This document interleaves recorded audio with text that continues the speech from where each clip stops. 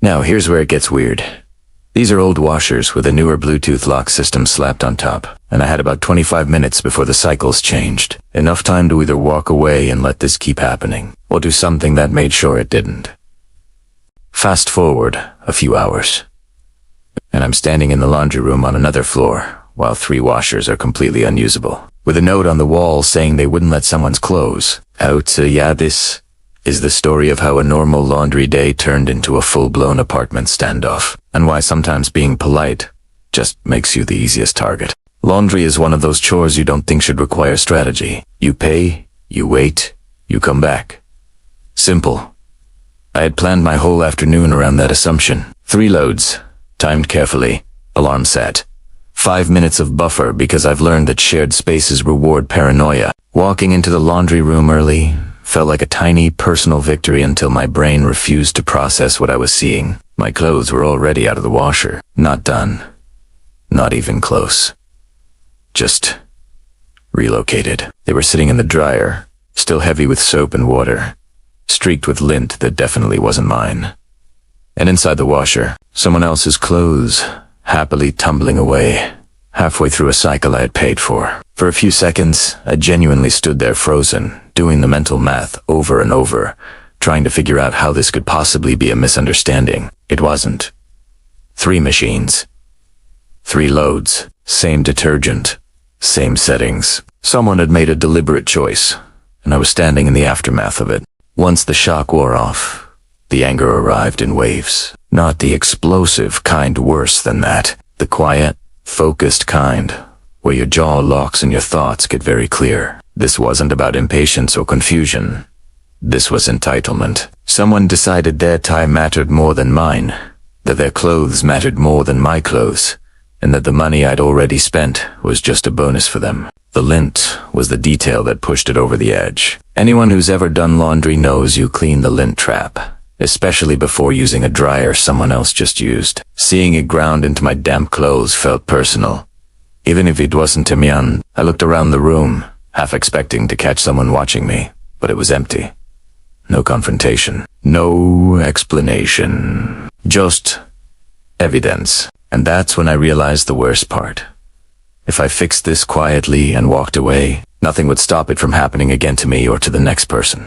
The machines themselves added another layer of absurdity. Te were old real old Clelia, designed in a time when smart meant a physical dial that clicked into place. Somewhere along the line, someone decided to modernize them by bolting on a Bluetooth-based locking system and an app that only half understood the hardware it was controlling. On a good day, it was clunky, but usable. On a bad day, it was chaos. I knew just enough about how the system behaved to understand the window I was in. The cycles mattered.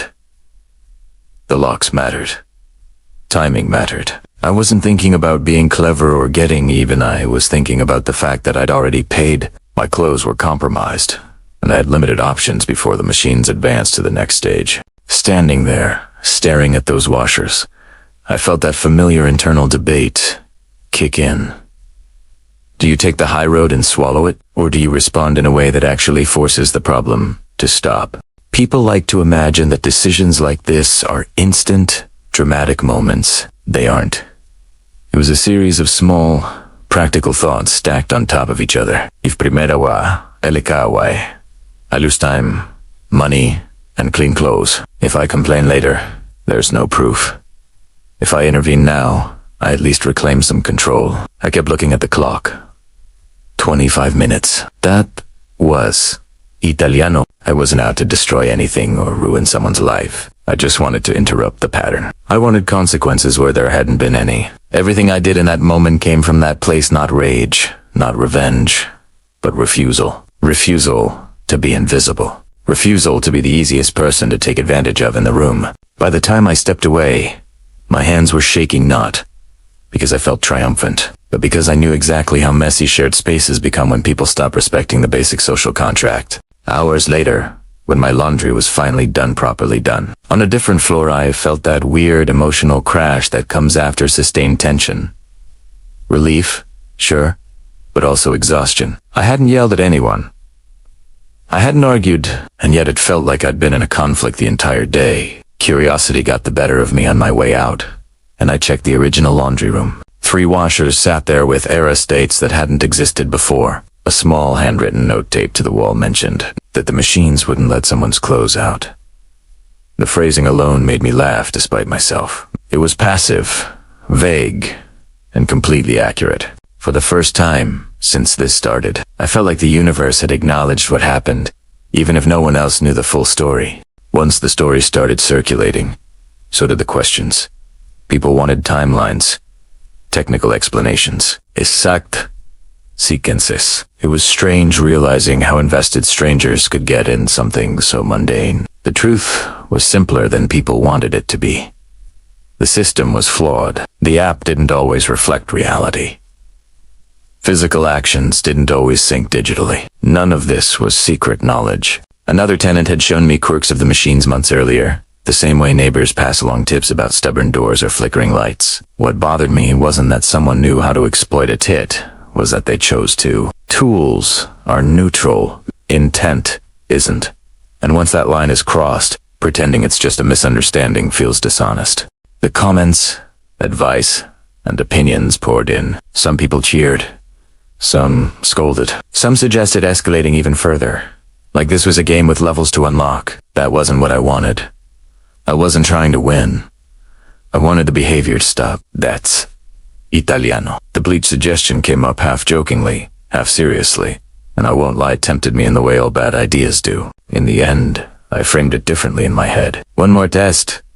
Same time. Same place. A small, controlled risk. Not revenge confirmation. If nothing happened, lesson learned. If it did, then at least I'd know exactly what kind of environment I was dealing with. Here's the part people don't always like. This story doesn't end with a villain unmasked or a dramatic confrontation. It ends with a boundary. After that final load, I decided no more unsupervised laundry. Not because I was afraid, but because I descend enog. Shared spaces only work when enough people care to keep them fair. And once that balance tips, you adapt or you suffer. Primera, adapted. I'm not proud of every choice I made, but I understand why I made them. And if there's a takeaway here, it's not do what I did. It's pay attention to the small ways disrespect shows up. Because those are the moments that tell you whether patience is being rewarded or exploited. At the end of the day, this isn't really a story about laundry or apps or broken machines. It's about how quickly trust breaks down in shared spaces when one person decides the rules don't apply to them. I didn't wake up planning to be petty, and I don't think most people do. It's something that grows out of being ignored, out of realizing that politeness only works when it's mutual. I'm not asking anyone to agree with how I handled it, and honestly, you don't have to. I've replayed it enough times in my own head already, but you don't think. It's worth talking about where that line is between patience and enabling, because once you cross it, there's no clean way back. If nothing else, this was a reminder that small actions ripple outward in ways people don't expect. And that's bang. The bigger person shouldn't automatically mean being the easiest one to take advantage of. So if you take anything from this, let it be this. Pay for your own laundry. Don't touch what isn't yours. And if you live in a shared space, remember that someone else is always dealing with the consequences of your choices, even when you think no one's watching.